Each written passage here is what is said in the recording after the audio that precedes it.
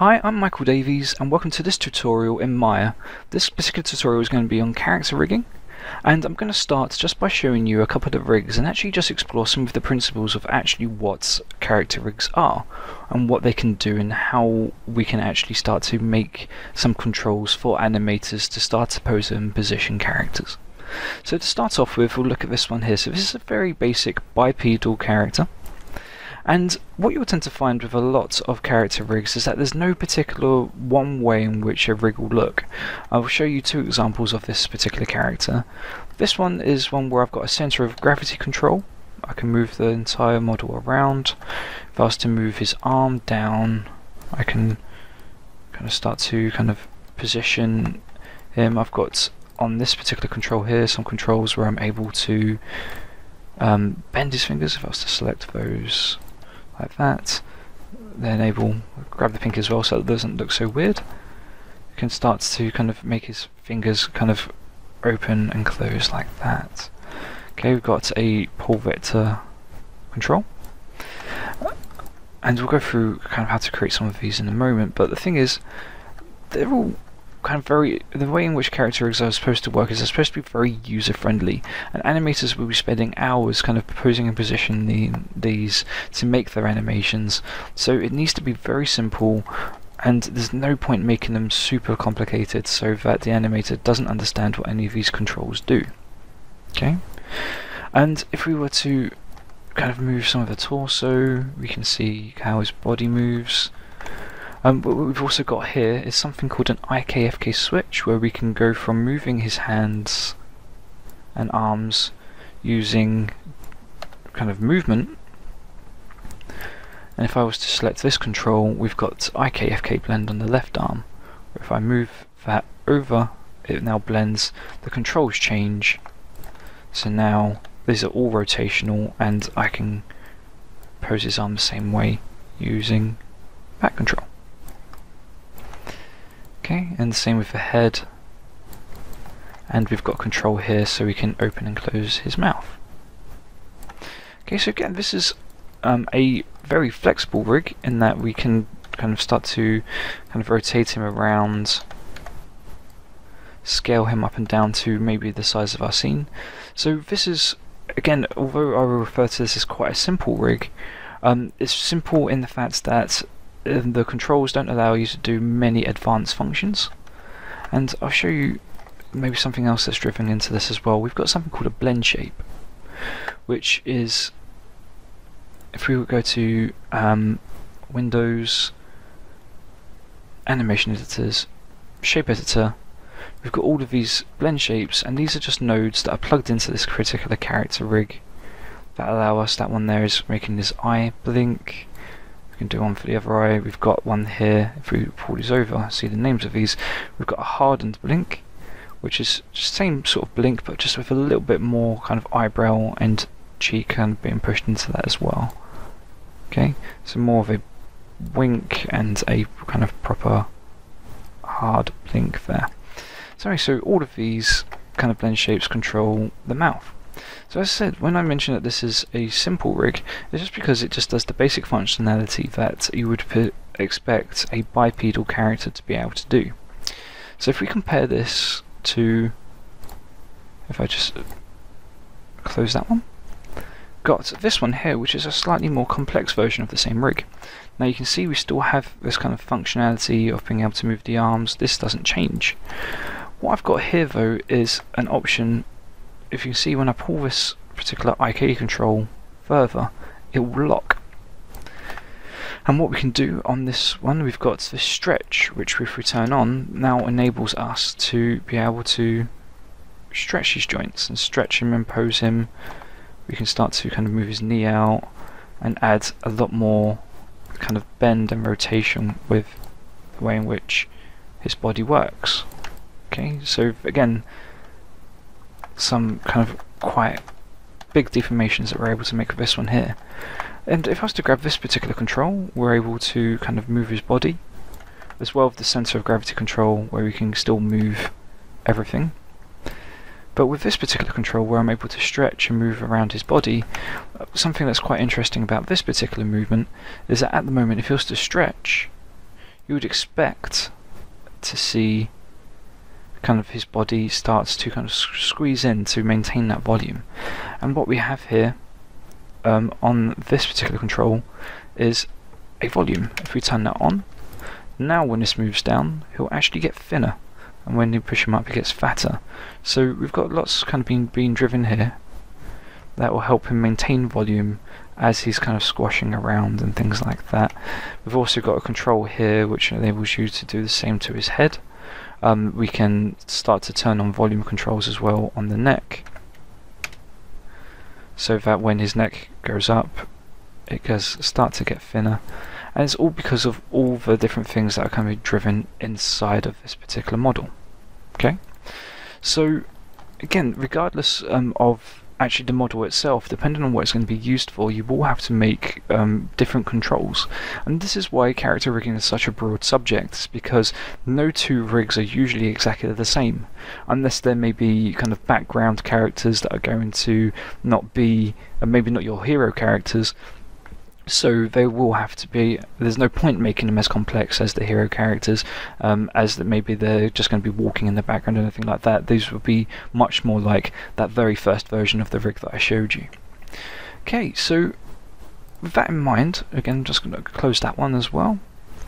So we've got a much more complex character rig, and the thing is, one thing about this is that when people look at a rig like this, they get a little bit scared about kind of what all of these controls are doing. But if you understand the principles of actually what a control is and actually how we manipulate character rigs, this becomes not very scary at all. The thing with this is that it actually becomes quite simple. The thing that will kind of baffle some people is just how we start with something like this, and it's all about just analysing what the model should be able to do. So again, just like before, we've got this particular character rig where if you move the arm moves, and it's not too dissimilar to what I was doing before. And it's because it's not actually underneath this that control's doing exactly the same thing. The only thing with this now is that I've got all these other controls that their movements are dependent on the movement of this, so it's just how you start linking these. But you tend to find that most controls, say for example if we come in at the foot here, work in very much the same way. So we've got the foot control there. Some people do the actual controls on the toes or the feet or the fingers, so you're actually able to pose them, or they add it to this one here, and you can see here that I have a roll, which again enables some kind of additional kind of movement there as well.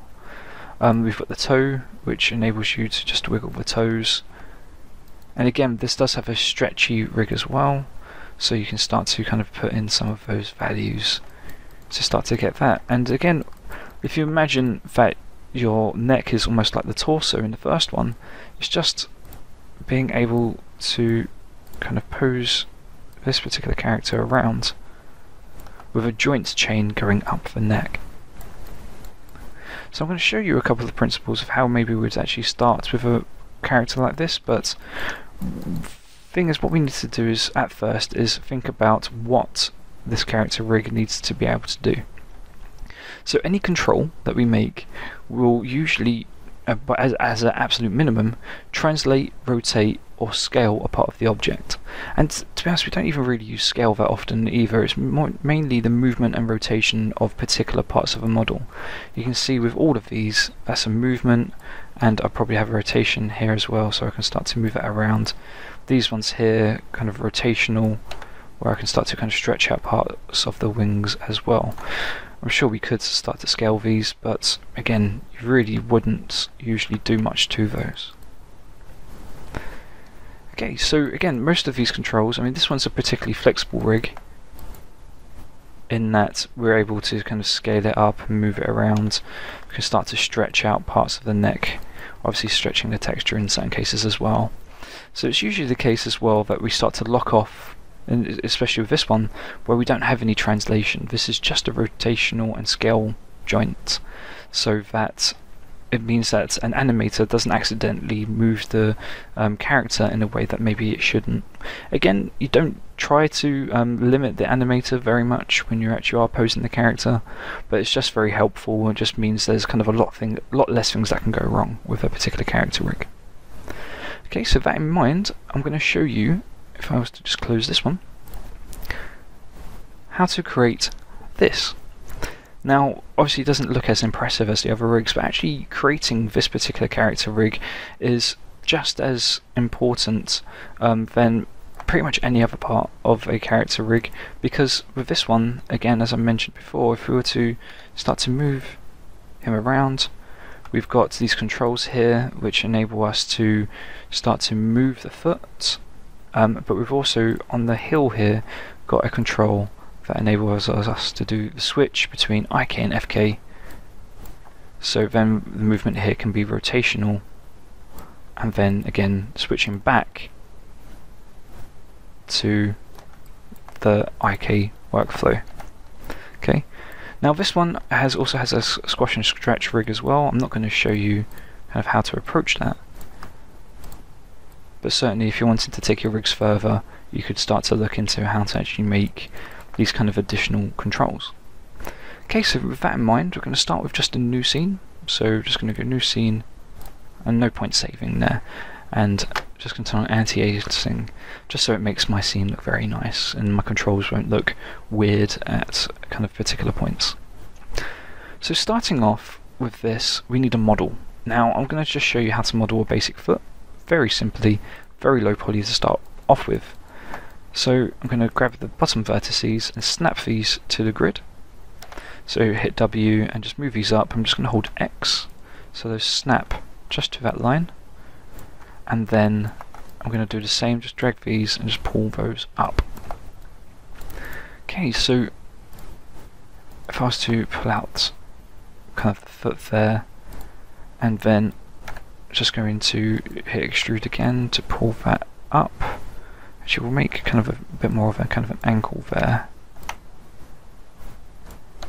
Okay. And when at the top, another extrusion just for the top of the leg. And I'm just going to maybe make that's quite thin. I'm going to check the proportions in a moment. But that could be a decent start. Okay, so now I'm just going to put in some more divisions. So one thing at this point, when you're actually evaluating the model, is that you've got to decide whether the model is actually good enough for to be rigged. Actually has the detail that it needs to be able to make the deformations that it should be able to make.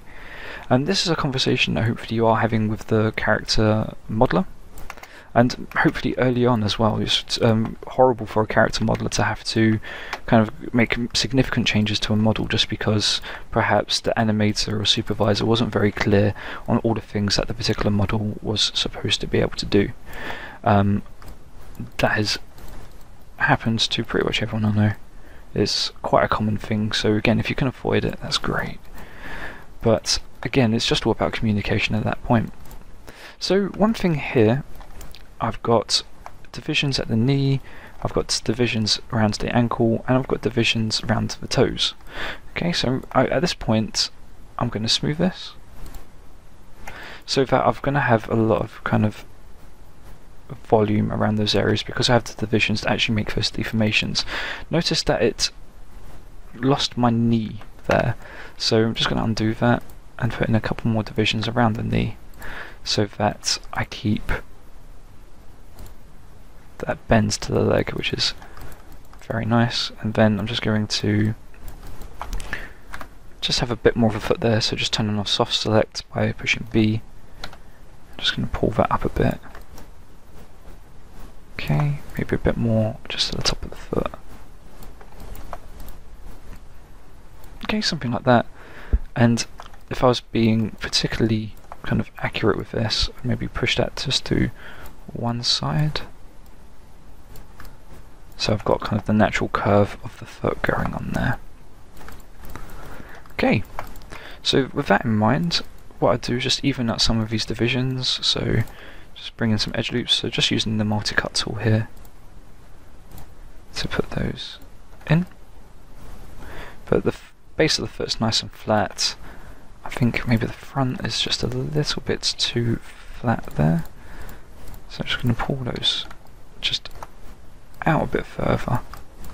Certainly that line there could definitely be pushed out a bit just to make that rounder at the front. Okay, so at this point just gonna smooth that again so that I've got lots of nice divisions. Great. Okay, so one thing that maybe would happen at this point is that you'd maybe delete any additional kind of edge loops that you wouldn't need, but I'm quite happy with that. I'm just going to move this back. Okay, so once you have a model like this, best thing you can do is save. I'm just going to save this to my desktop very quickly, so save as. And if I was to just find where I've got my desktop, there's my H drive, there we go. And I'm just going to put that there. I'm just going to put this leg rig. Okay, I recommend saving often because Maya crashes. I think we've all been in that situation where you've got so far of a project and haven't saved. Anyway, so if I go to look at this now, I've got transforms, I've got all of these different inputs, and this is not a very clean model to start with. So what we'd do is freeze our transformations, and we can get to that as well under modify, freeze transformations, but we'd also want to delete our history, so all of this, because this is all basically nodes that actually exist with the creation of this model, and it can start to conflict with things that we might want to do later on. So anyway, so we can fix that. We can go to so edit, delete all by type, and then history. So this is a clean model, and now I'm just going to rename this leg underscore, and pick a naming convention for that. Geo, I just do underscore geo. And we'll talk about making this nice and organized later on. And here we are. So we're going to start with this by actually making a joint chain from the hip, knee, ankle, the ball of the foot, and then also the toes there as well. So we're going to go just into the side view, and the reason why we do this is just because then it'll snap down this line of symmetry here. Sorry, do that there. And I'm just going to go into rigging, and pretty much everything that I'm going to be doing here is under these two rigging tabs. So if you're within that at this point, you're pretty much set up for what I'm going to be doing. So I'm going to go to the very first one here, the joints tool. And the way which this works, I'm just going to move to the side here and show you this. If I was to draw some joints, they're all connected to each other. Let's do something funky like that. I'm just going to hit enter to finish my joint chain. And look at this in my 3D view. So the way in which this works is that we have a couple of things. We have joints and we have bones, and bones are these arrows that point down to the next joint in the chain. And what this essentially is what we would think of as a parenting system. So this joint is parented to this joint, which is parented to this joint, which is parented to this joint. So if I wanted to rotate this, the whole thing moves, but as I go down the chain, the actual selection becomes more and more defined. Okay, and this one joint that we can select that selects the entire chain is something we called a root joint. At any point we can change that. We can go to skeleton, and there's an option here called reroute skeleton, which now means that it rotates from there, and we've got options here to move that one on its own and that one independently. Depending on the model that you choose, this root joint would be in maybe different places. So anyway, that is how this works. So I'm going to start with this, with the joint tool. I've just made the locator by accident as well. This is why you shouldn't just click randomly on your scene. Let's just delete that. There we go. So root joint, I'm just going to click here, here, the ankle, the ball, the toe. Now we can't see this joint chain through the actual model, and we can change that. There's a little icon just here which is called X-ray joints. If we select that, now we can see that going through. And if we go on to shading, you can actually turn it on there as well. Okay, but that's only in that view. You can see that we can't see through it in all the other views. So again, just click that in all the views, so that now we can see that. So this is actually pretty close to actually having kind of the skeleton, the basic skeleton, actually already done. One thing that I want to point out about this is something called orientation. Now if I zoom in on that very top joint there, you can see that inside that joint we've got this axis. We've got the Z, which is blue, Y, which is green, and X, which is in going down the joint chain. You can see that that is going down the joint chain pretty much everywhere. Okay, apart from right at the end. Now what happens when you actually draw a joint, if I just go back into my side view and draw this out just here, is when you create a joint, you can see it's orientated a certain way, but the second you make another joint and let go, this joint reorientates. And I'm going to do that again. So you can see if I was to put that here, it reorientates to that direction. Now depending on what you're making, say for example if you're making a hand and you wanted all of the fingers to orient a certain way, when you rotate it, actually I'm going to make this just a little bit more complicated. So sorry, just a couple more clicks there.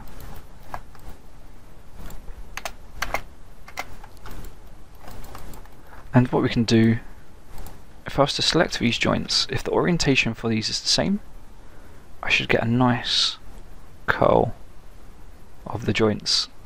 Now if the orientation is different, say for example all of these aren't the Y rotation, you can see the Y rotation is this way, then you'll start to get these kind of starting to deform and warp in different areas. So just before you're finished with a particular joint chain, just make sure the orientations are correct. Now we're not going to be rotating this end joint in our chain, so technically you don't have to change it. But again, it's just good practice just to bear that in mind. So I'm actually going to add another joint to this. So again, just pointing that out. If I zoom in on that just by pushing F, we can see on all the other joints X is to the next joint, but then on this one X is going to the side. So I'm just going to create another joint, and you can do that just by selecting a joint, joint tool, and just making sure you select it and then draw another one. And you can see that's reoriented and doesn't look like it's moved much, but if I hit delete, now we can see that that is now pointing in the right direction. So you don't have to keep that new joint that you've just made, but it just means that it just sets this up. Okay, so before we're finished with this, I'm actually going to just lower this down. And it's about ready to actually be bound to the skin. Sorry, bound to the geometry. And just double checking that everything's right there, that's all looking good. Okay, so one thing to double check just before we do the binding is that we rename these. So this one will be hip underscore JNT 01. Okay, so JNT is going to be my naming convention for any joints that I have in the scene. This one will be the knee underscore JNT 01. The ankle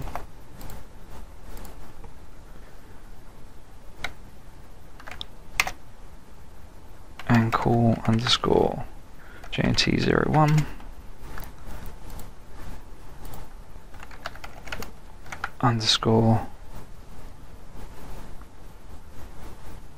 JNT 01, and then finally the end of the toes, I'm just going to put this end toes underscore JNT 01.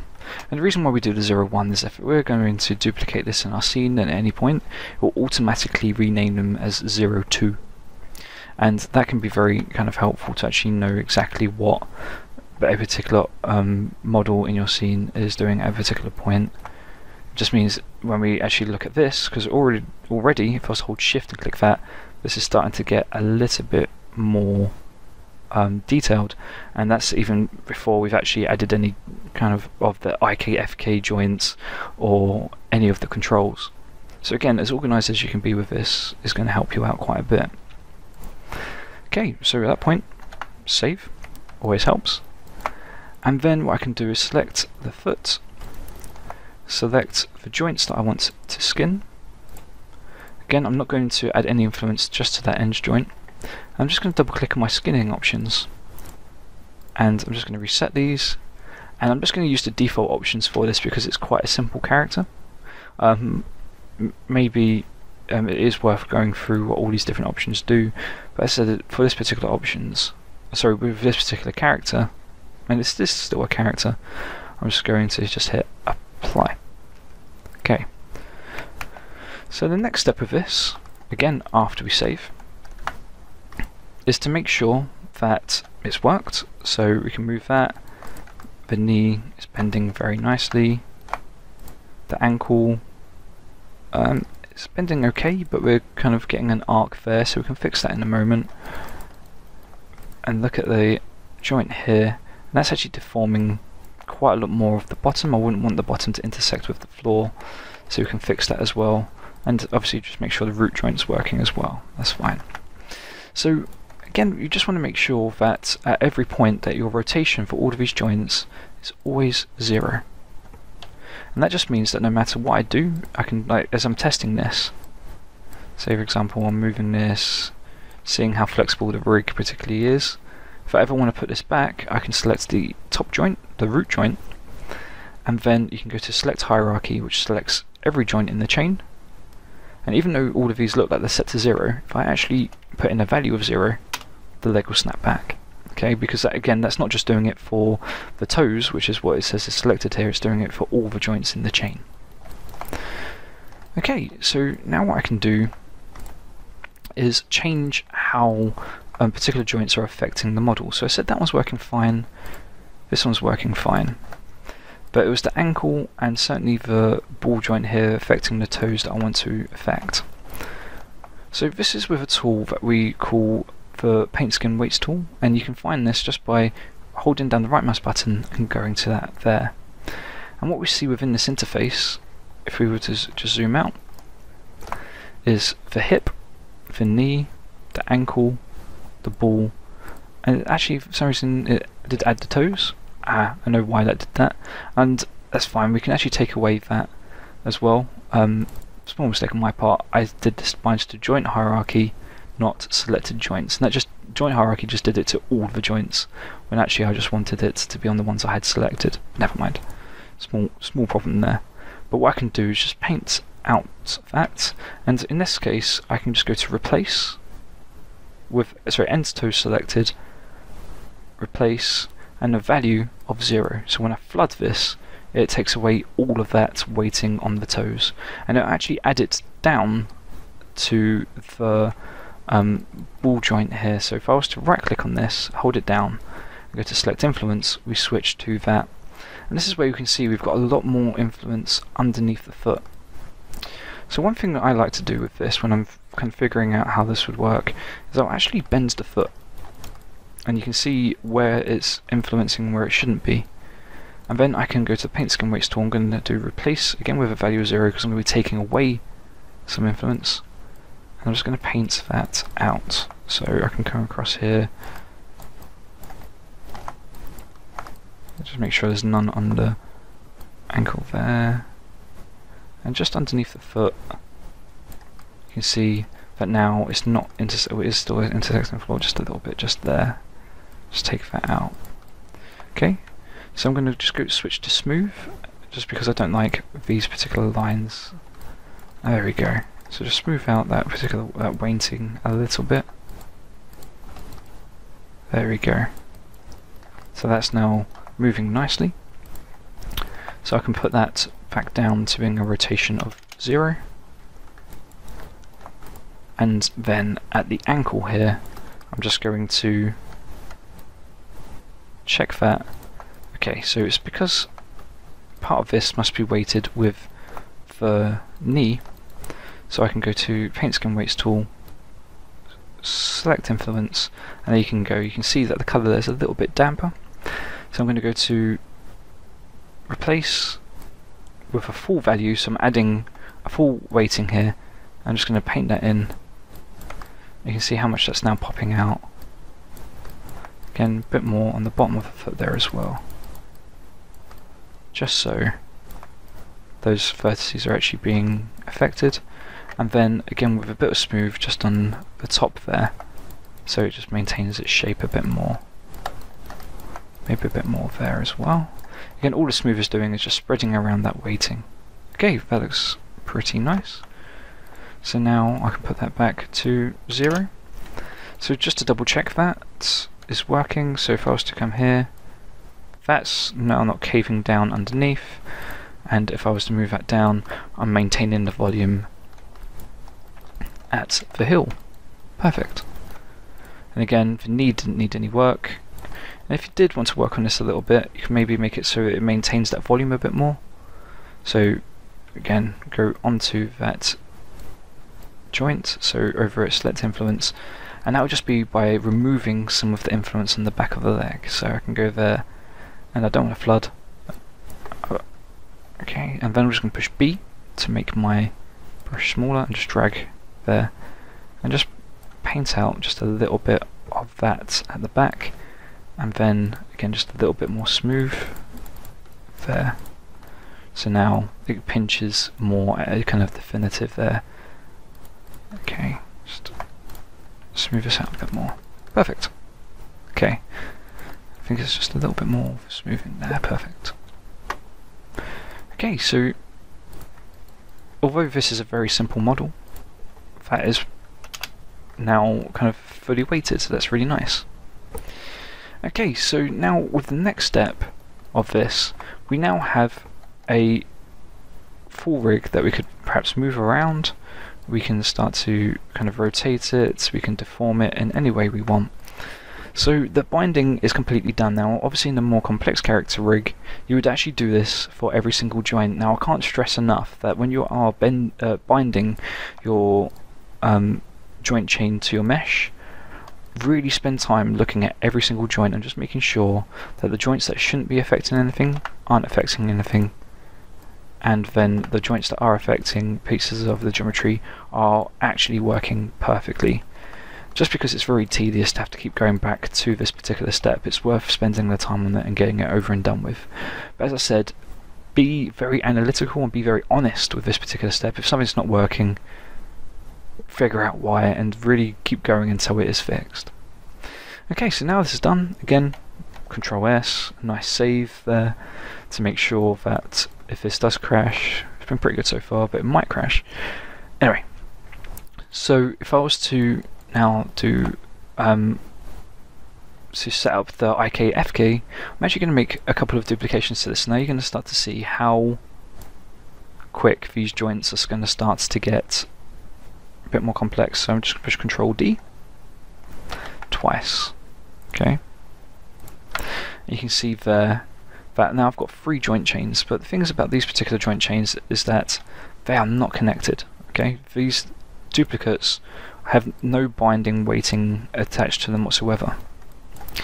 Okay, so we're going to have one which is going to be for IK, one that's going to be for FK, and we use these as drivers. So we're plugging these attributes to actually drive the bind rig.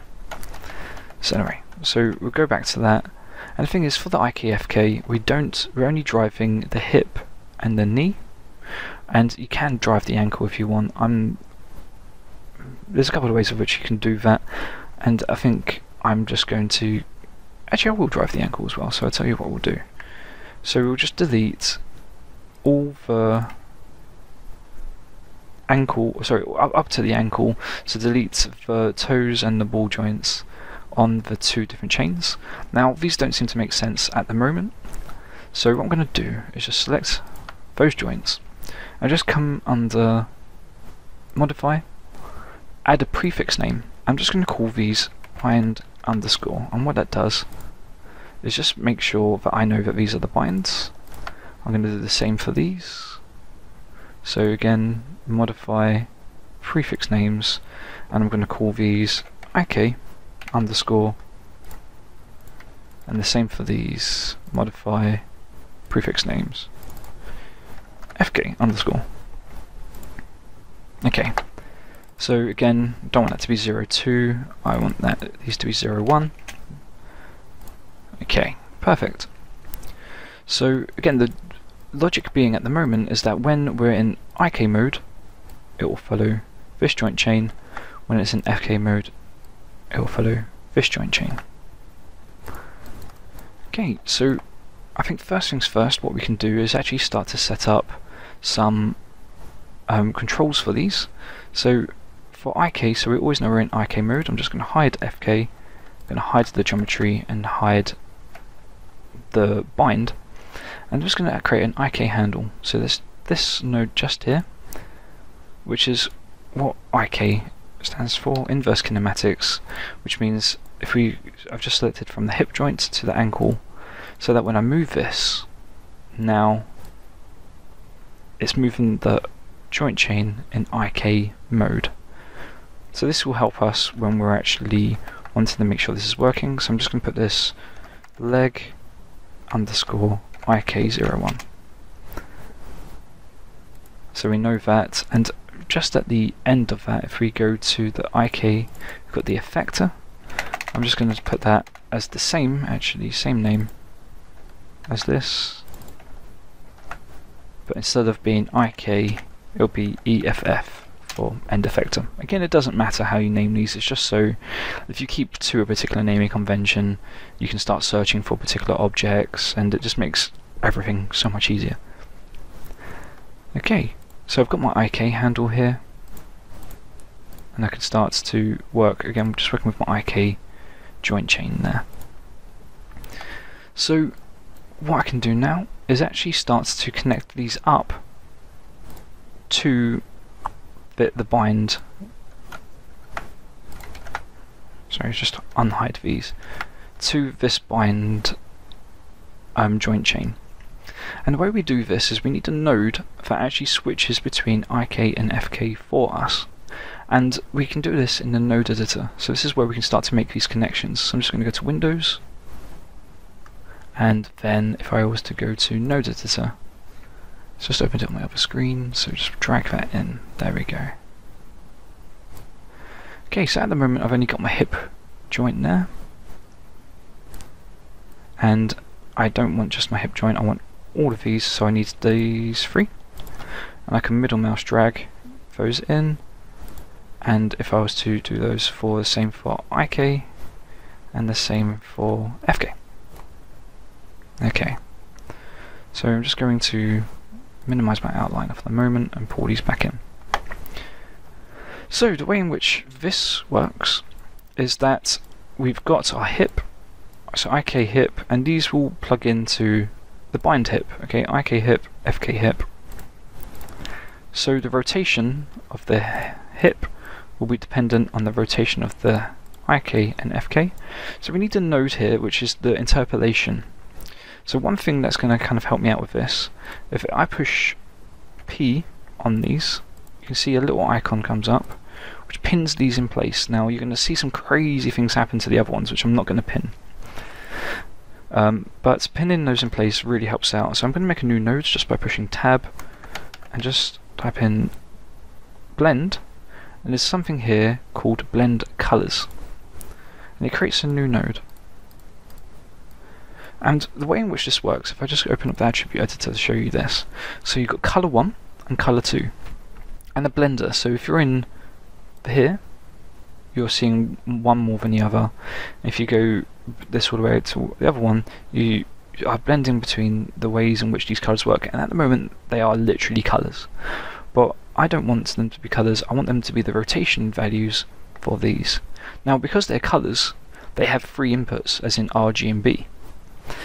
So if I was to click on that, I've got HSV, RGB, these have 3 inputs, so it means that it can convert over. So I'm going to rename this. I'm just going to call this IKFK hip underscore blend 01. Okay, So that's going to be my, and again I'm going to pin that, so push P, and then I'm going to plug in the IK, rotate into color 1, and you can see all of those start to jump around. Always something that really annoys me about Node Editor. Hopefully they kind of work on that a bit. But what happens when I plug those in, you can see them here, you've got these unit conversion nodes, and what these do, these convert it from rotation to color. Doesn't matter about that, because then we can go to the output, and output rotation to that, and again it does another unit conversion, which is now snapped all the way over here. But the point being that now these are actually going back from RGB values to actual rotational values. Again, so just how it understands that conversion, so I'm just going to push P on these unit conversions so they don't bounce around like everything else did. And now what I can do, now I'm finished with those, is close this. So unit conversion, try and make this look pretty, unit conversion, hip. So to test this worked, I'm going to select that, and I'm just going to actually grab my IK handle and pull that round. Now you can see that at this point it is following the IK, and then we've got the FK here. And now if we was to go back to the node editor and select the blend and look at that, when we blend this back down, you can see it goes from being IK mode to FK. There we go. So now we have to repeat that process for the other joints. Okay, so to do that, again, I'm just going to leave that, doesn't matter at what now. I'm going to open up my node editor again, close that, because that one's done. But again, I'm just going to duplicate that a couple of times, because I'm going to need these. I'm just again going to pin them so they stay where they are. And again, this one is going to be the one for the knee.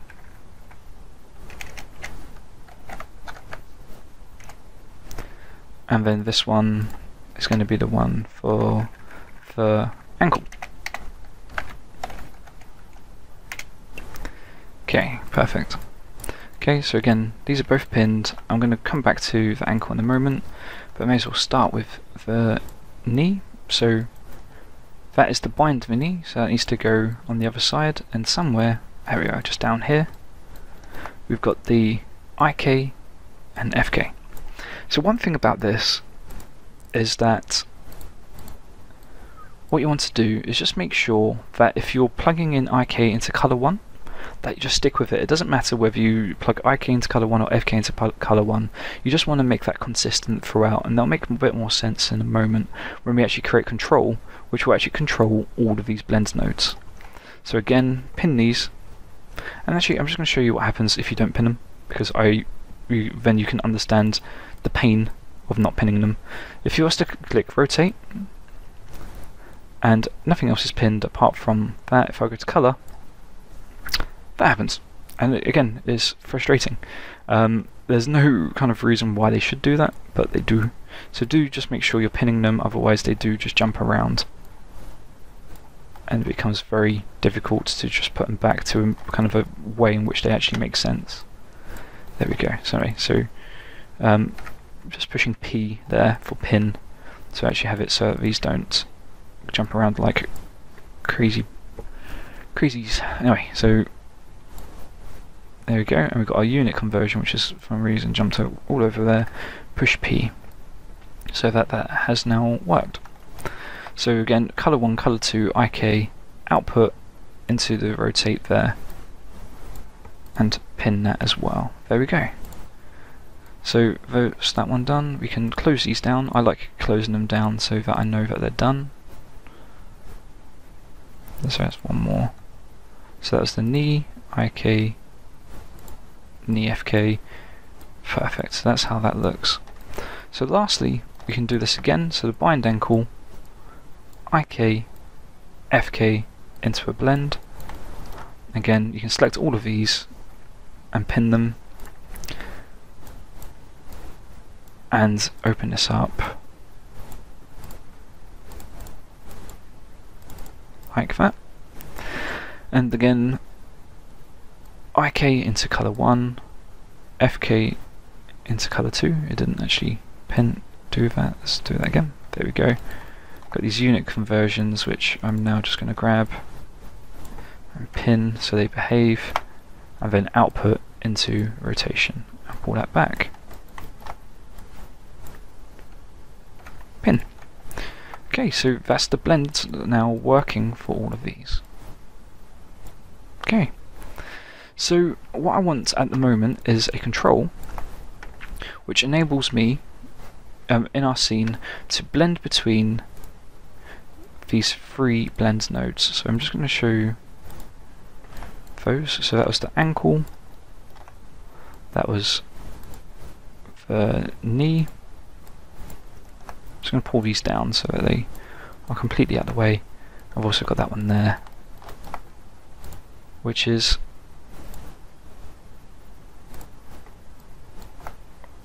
was the one for hip. So hip, knee, ankle. So I said when it's in IK mode, all of these need to be on 1. When it's on FK mode, all of these need to be on 0.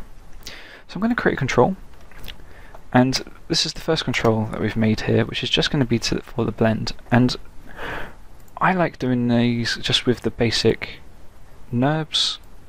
I don't usually make them too complex, but I'll show you a couple of more complex controls in a moment. So I'm just going to put this, just something that appears on the ankle. So what I'm going to do, just bring back my geometry. So Shift H to bring that back because I hid it, just so that I know that it's something that I'm always going to be able to see. And I'm going to make it quite a small little node there. And that's perfect. So one thing with this is I may as well freeze the transformations. So freeze transformations. I'm going to turn off my geometry a couple more times throughout this. So I'm just going to create a new display layer and just rename that Geo layer, just so that I'm able to just turn that on and off, or set it to reference so that I can't accidentally destroy the mesh, which is something that may or may not have happened to me in a past life. Anyway, so again, I'm going to make this so that this is got a new attribute now called blend. And I'm just going to go to modify, add attribute, and if I put in a long name here of IK, actually I'll tell you what, we'll do it a slightly different way. I'm going to put in a space here, so a non-displayable enum, and I'm just going to delete that one just so I've got IK FK. I'm just going to hit add, and what that does, it just adds a little thing here which I can't kind of do anything to. It doesn't move or anything like that, but just as a space between these translate, rotate and scale values and the actual blend I'm going to add that as a float, which means that I can actually add that as, if I do that, just call it blend, and then have a minimum value of 0, a maximum value of 1, and add. And there we go. So now it's got an attribute here. So when it's on 0, we're going to be in FK mode. When it's at 1, we're going to be at IK mode. But because it's a float, if I do that, we get all the values in between. We get the actual blend of that. Okay, so now to kind of check how this works. So if I was to go to my node editor so I can see those, I'm just going to make this a bit smaller because I'm going to jump between a couple of windows now. And I'm just going to open up a window under Windows called the Connection Editor.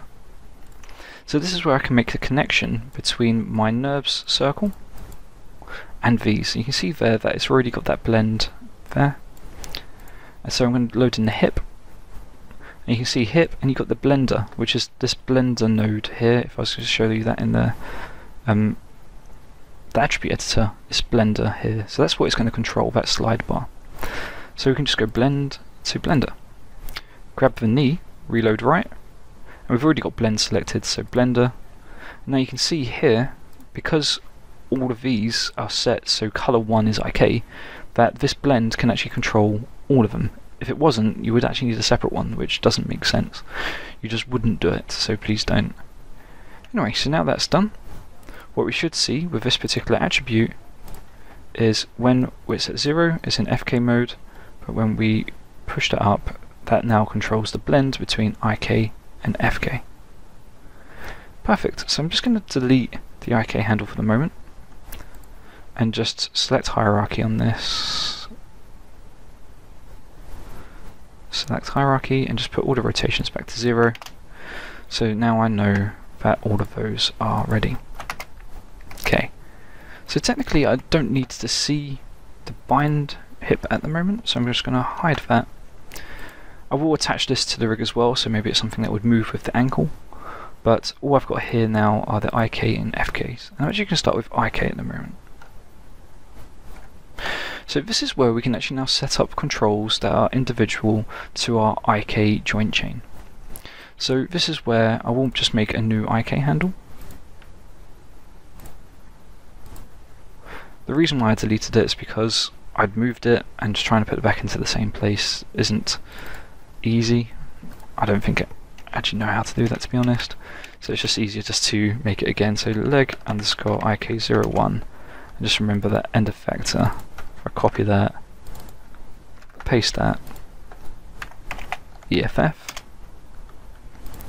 So now I've got a control here which will now move my IK knee. Okay, so now what I can do is actually set up a control that not only will control the movement of my joint chain, but will also rotate that bottom ankle joint. So again, I like using just the basic kind of NURBS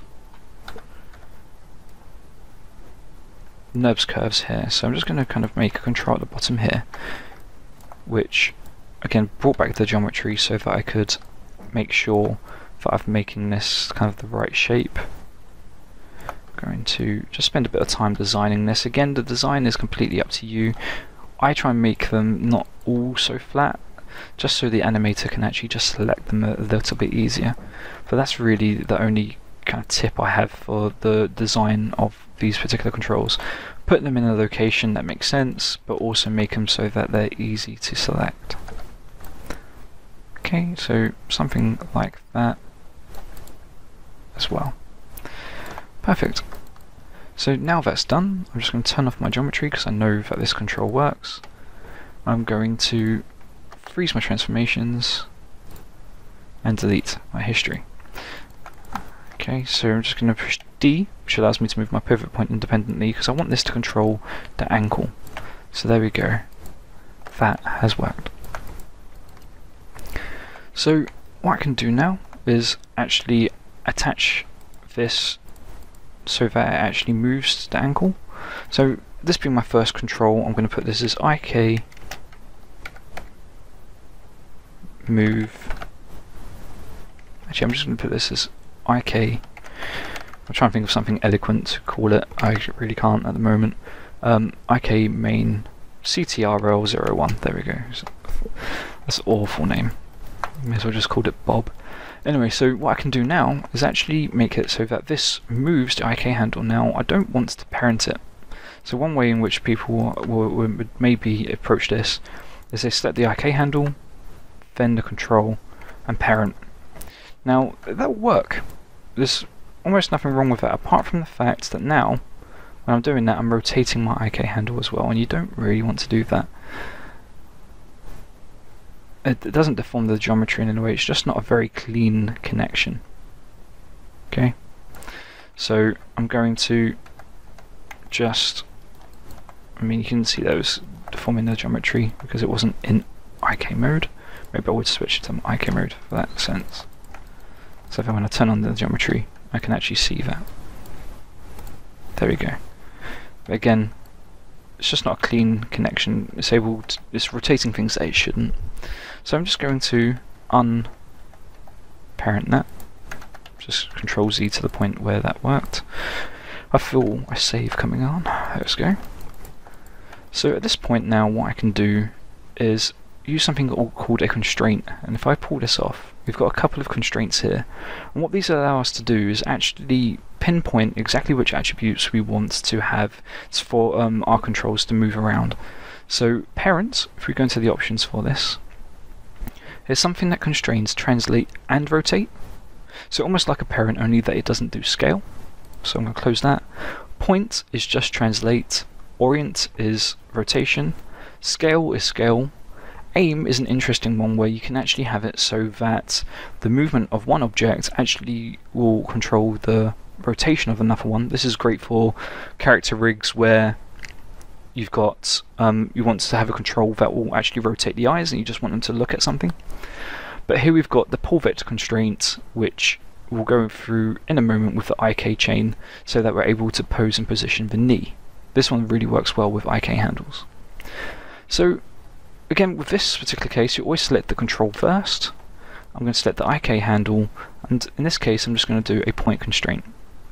In this case I can turn off maintain offset. I'll talk about what this is in a moment, but I'm just going to hit apply. And there we go. So now when I move this, it moves, but when I rotate it, and this is the important part, the IK handle isn't rotating, so that's good.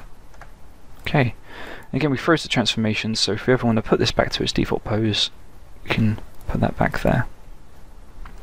Okay, but I want this to rotate for joint, and I'm going to do this with the Orient Constraint. Now I'm going to turn off maintain offset, and I'm going to show you why.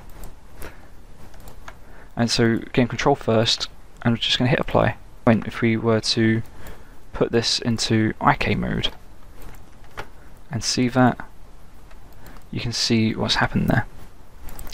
So what's happened, because of the rotation of this control and the rotation of the joint being different, is actually had to change that around. This actually makes a bit more sense if you see the bind joints as well. So if I go Shift H, you can see that's totally twisted those around. Okay, and you can see that the rotation of this joint is still set to 0. Sorry, if I actually select the joint, always helps. They've now gone off in this weird axis, and I'll just show you why this is. So if I go back to before I did that constraint, so if I show you what's happening here, you can see that in our IK knee, that although our rotation for this is actually 0, 0, 0, the joint orientation is different, and what it's doing is it's snapping it around to kind of a different orientation based on the world orientation. So this is just where it can be just a little bit difficult to try and get these to work. If you wanted to do this really quickly, you could just select maintain offset. So if I was to do that, I can go maintain offset, and when I do this now, apply, you can see rotational values have all kind of changed back to 0, but what you can see here is that we've got these offset values. Now if you're making a clean rig, you'd try and avoid these, but in this case I'm going to keep them. There are very cool ways in which you're able to make sure that you don't have any offset values, but in this case it's not going to be a problem. Okay, so just to make sure this works, we've got a control now, which when we move it, we'll move the leg and rotate the foot. And there we go. Okay, so now what we can do is add our pull vector constraint, and this one is just going to be one around about here, and it's just going to change the approximation of where the knee is facing. So I'm going to make this just in the front view, and I'm just going to use under curves the EP curve tool, and just going to set it to linear so I can draw just straight lines. I'm just going to hold X and just draw out this control. Now I draw out my controls when I do this so that the animator can look at it and see what that particular control is supposed to do. So I like arrows and things like that. But again, there's no right or wrong way to do this. It just depends on your preference, and maybe even the preference of the animator that you're working with as well. So again, I can go to modeling. I want to center my pivot, so use that one there. Delete my history, and freeze the transformations. There's no point freezing the transformations because I'm going to move this over to the knee. So I'm just going to snap that to the knee just by holding V to snap to the center of that joint and move that down.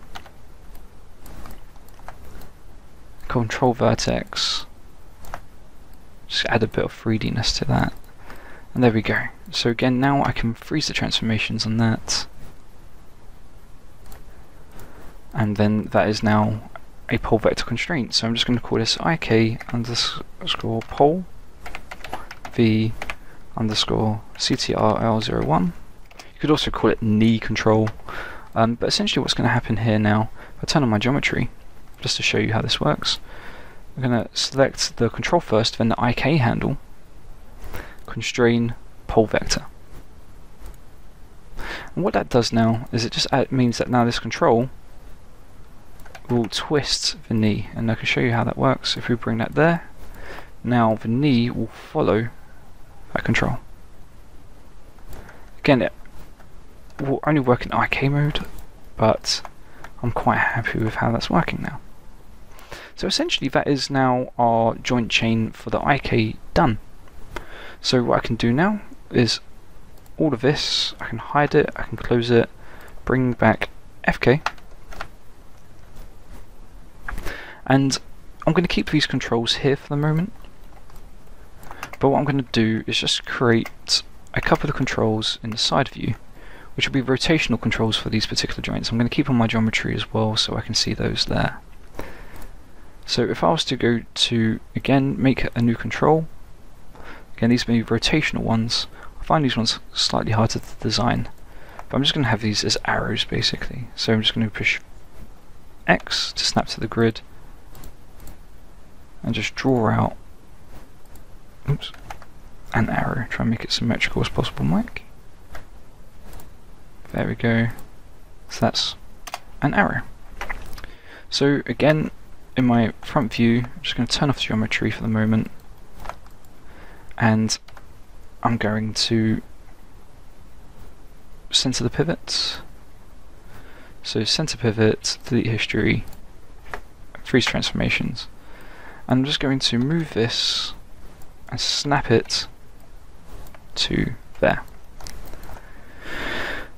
Okay, so this one's going to be very simple. I'm going to make this a bit smaller. So this, actually I'm going to hide my IK handle. It's not actually doing anything in this scene at the moment, and I don't need to work on it again. And I'm just going to snap my pivot point to that vertex. Okay, and then duplicate that to the knee, and then actually on that side I'm actually going to bring that round so that is just there. Just make that 180, and then I'm going to do one for the ankle as well. So where's the ankle joint? We will do that as a, again we'll duplicate that and V. Now this one's a bit trickier. I'm going to turn on my geometry just because I want to be able to see that at all times. So I'm going to move that just there. Perfect. So I've got this one here which will be for the hip, the knee and the ankle. Okay, so again this one is FK underscore hip underscore CTRL01. I'm just going to copy this name because I'm just going to rename that one knee, that one ankle.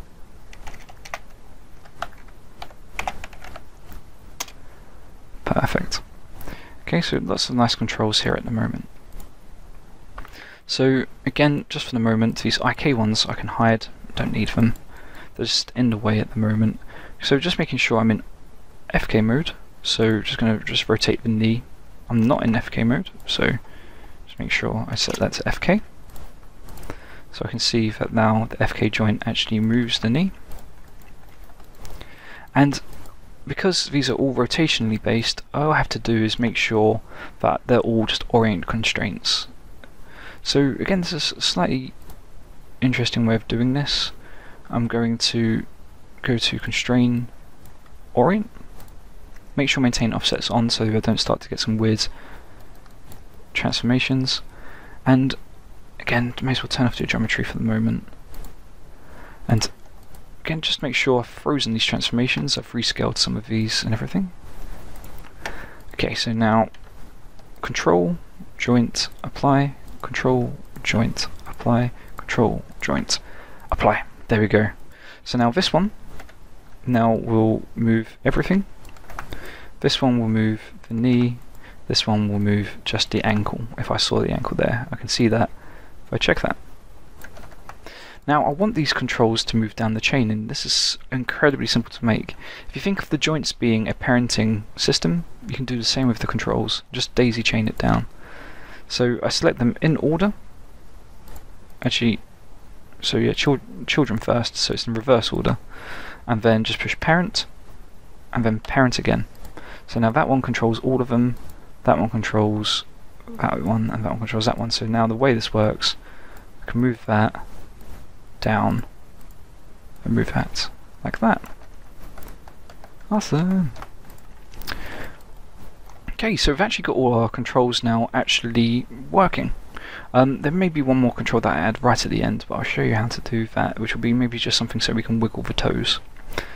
But one thing I'm going to do, now I'm finished with my IK and FK hip, I can hide that, and now I can bring back the bind hip, because that's what I'm working with now.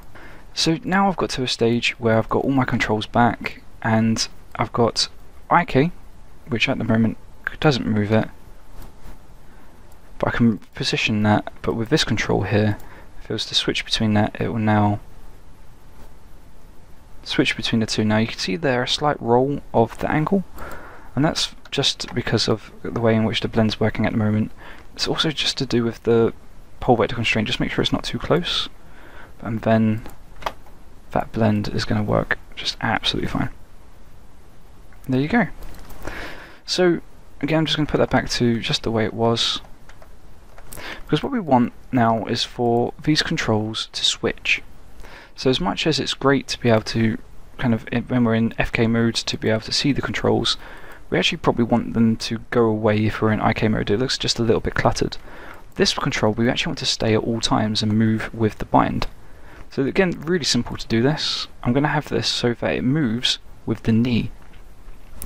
So this was the IK FK CTRL01. I'm just going to move this down with my other controls. And you select the child first, and then I'm going to select the bind knee and just push parent. So now if I am in any particular mode, you can see there I'm in FK mode. When I move it, it will move, and then when if I was to make the blend from IK to FK, sorry, other way around, FK to IK, it now moves with it. So no matter what happens, we now always have this IK FK always following whichever mode we're in. And don't worry about the fact that it's added these, because we're never moving this control. Okay, so we can actually just lock and hide those. Right click, it's been cut off a bit by my screen, but you can see they're just lock and hide selected if you right click on those. So now I've only got that blend there. Okay, so the point being that this is going to drive the visibility of these, and you can do this under animation, key, and there's one here just called set driven key, and just hit set. So the way this works is that we bring in a driver and a driven.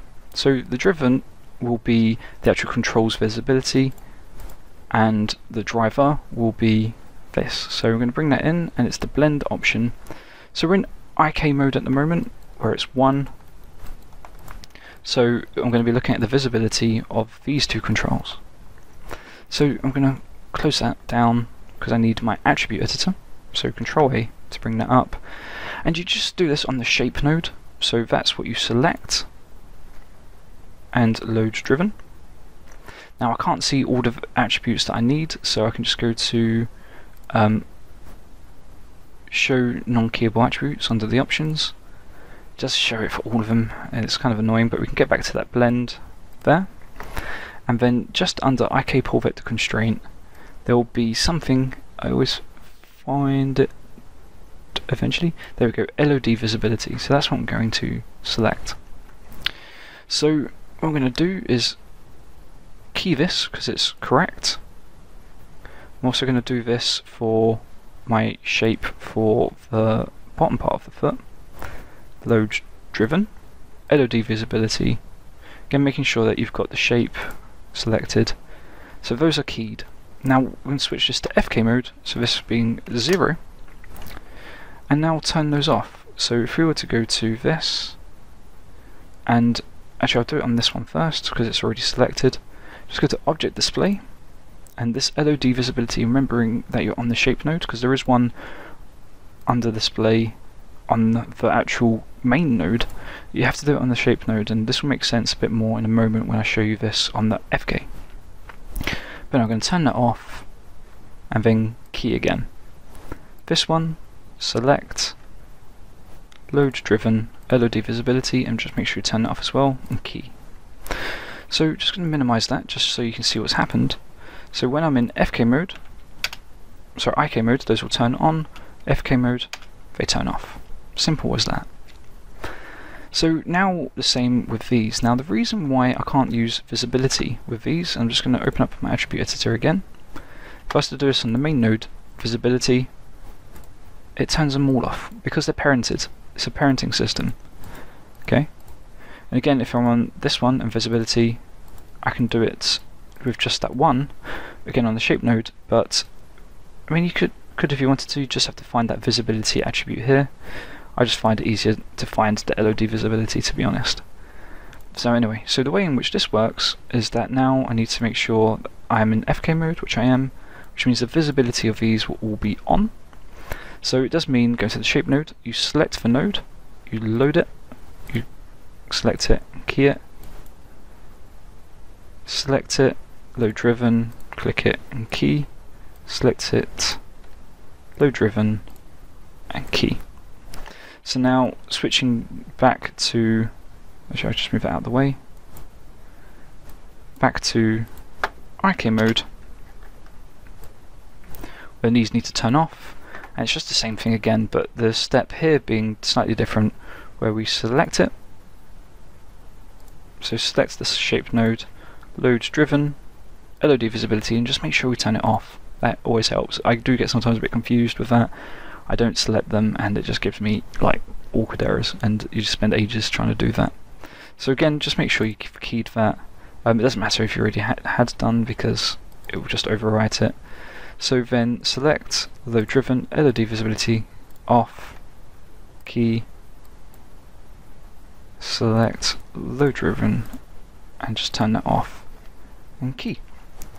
So all going well, what we've got here now, if when we select here, when we blend between these two, when we go down to 0, go back down to 0, is that it will switch from one set of controls to the other. Okay, so we can hide, actually we won't hide that yet, I'm going to work on that a little bit more. But we've got our bind, we've got this control here, which allows us to do the switch. We've got our IKFK controls, which we can then switch between to get the different positions. So that's working perfectly now. Okay, so just last couple of steps with this is that I'm going to add a control just for the movement of the toes. So again, I like just, will I do a duplicate of that? I won't, only because I'll duplicate everything else. So I'm just going to create another control here. And again, this is one that's going to exist outside of the IKFK chain because I want it to work regardless of which chain I'm in. So again, I'm just going to make this actually maybe quite a bit bigger and push this up here. And I'm going to turn off my geometry DV and snap that to there. So what's going to happen is that this will move. So the way in which is kind of best to do this is I'm going to select this control, which I'm just going to rename toes underscore CTRL01, and I'm going to parent it to the bind ankle. Okay, so like that, so that when the ankle moves, this always moves. Okay, so it's always moving down, and then within this, freeze the transformations. There we go.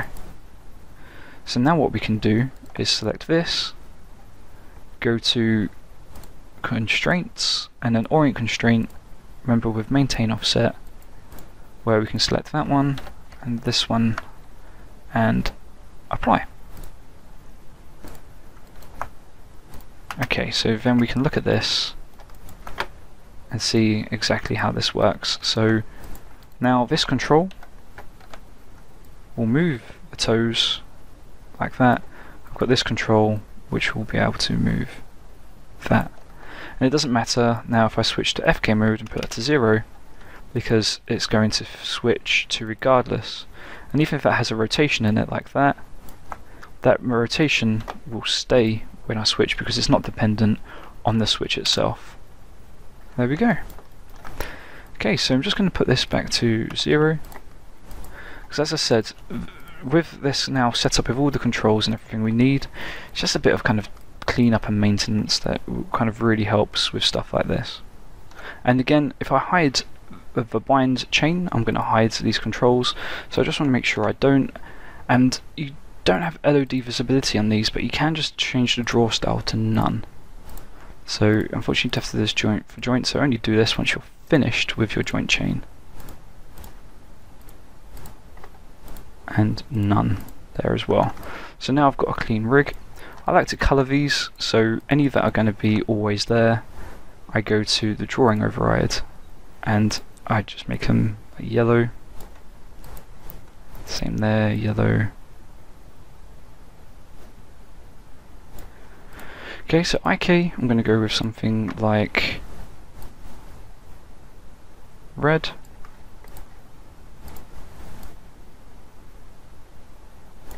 And then when it changes to FK, just change that rotation back to 0. All these are going to go green. So we know 100% exactly what node, what workflow we're in. It's a nice luminous green. Cool, there we go. One thing you can do as well, actually, if I enable override, is just change this to RGB and then just do it that way. It's a little bit quicker than having to go through the index colors. There we go. Okay, so just as a quick recap for this, so we've now got our FK controls, which enable us to move these joints exactly how we want them to. But then we've got a control here which will enable us to move the toes, and if we push the 1 key on the blend to switch it to IK mode, we can now move these,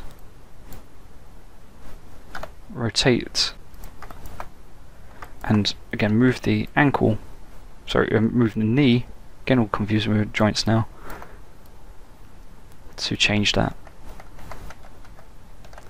Okay, so I hope you found that interesting. That was again just a simple overview of how you would actually approach, it's only one way of approaching the IK-FK blend, but I think it's one of the ones that's the easiest, and one that obviously, with one thing about character rigging is that people really try to avoid coding where possible and using the nodes built within Maya to actually kind of make this advanced functionality.